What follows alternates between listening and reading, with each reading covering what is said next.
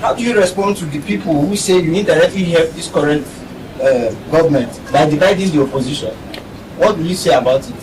The reason I say this name is not to insult you, is that when you are talking about opposition, the opposition must define what they are opposed to. If the opposition is not opposed to corruption, it's not opposition. If the opposition is not opposed to election rigging, it's not opposition. If the opposition is the same people you were opposed to in 2023 and 2022, who you call the criminal, what do they call it? The structure of criminality, then you are not in opposition. I cannot claim to be an opposition to a system that I'm part of. Thieves cannot oppose thieves. That's the truth, because they know themselves. You see, to oppose a bad system, you need one very important currency: integrity. If you have no integrity, there is no way you can oppose them. I give you the example of the governor of Bauchi, who just joined the APC yesterday. People are saying that, oh, he got tired. No, they had his accountant general under trial, and he just took the advice of Oshiomhole that if you don't want problem with the ruling party, go and join them. And that's, is conventional wisdom, that man knowing that he's a thief has to go and join his fellow thieves so that he can be saved from the embarrassment of being dragged through the federal. I was in the same federal high court 2 weeks ago with his accountant general. His case is not going well, so the man decided to join. But you are going to call that opposition before he joined. You used to call Bala Mohammed opposition, right?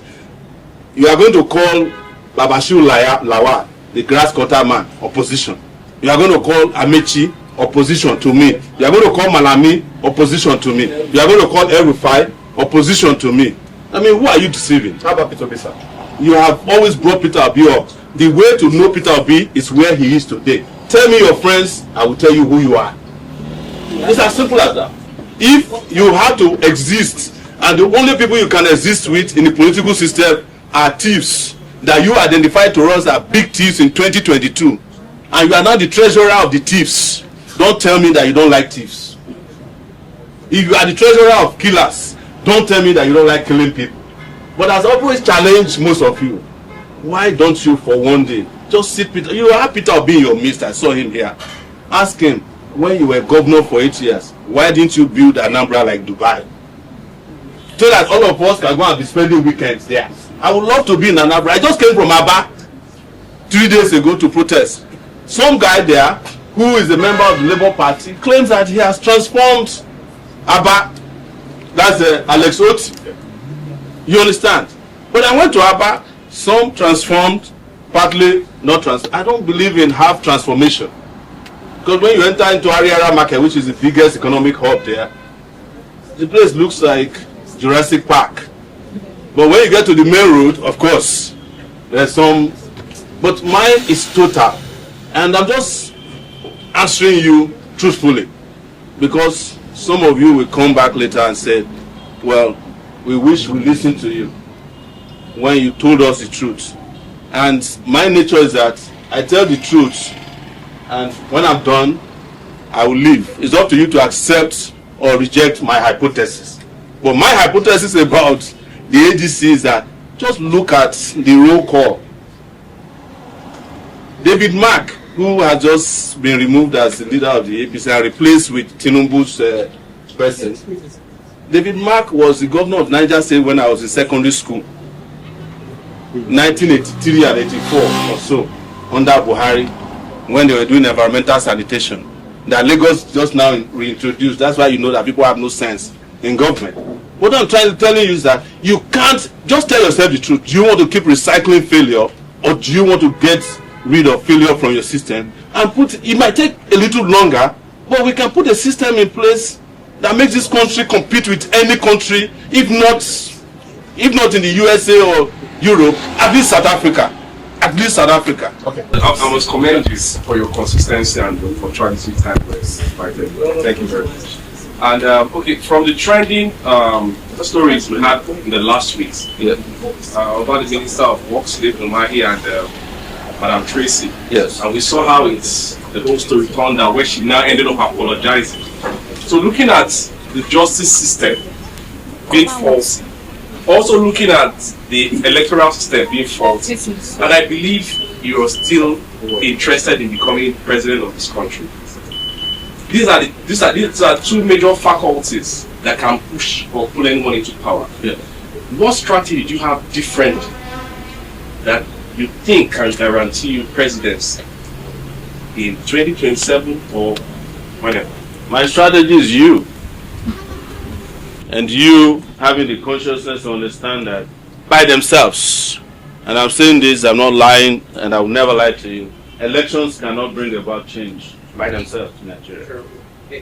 You can't, the next election has been decided against all of you. Whether you like it or not, nobody knows more about this because I formed the political parties in 2018. And we know where elections are going even before we go into this election. And that was the reason why I called for a revolution. I'm sorry about those of you who are shaking your heads about revolution. Only a revolution can deliver this country. But the revolution might happen through the ballots if they know you are determined. But it might happen the other way if they also know you are determined. I've always said it, and I've been charged before the Federal High Court for treason, that I wanted to overthrow the government. I never deny it. Anybody who is not willing to overthrow the current system is mentally sick, because the system is rigged against you.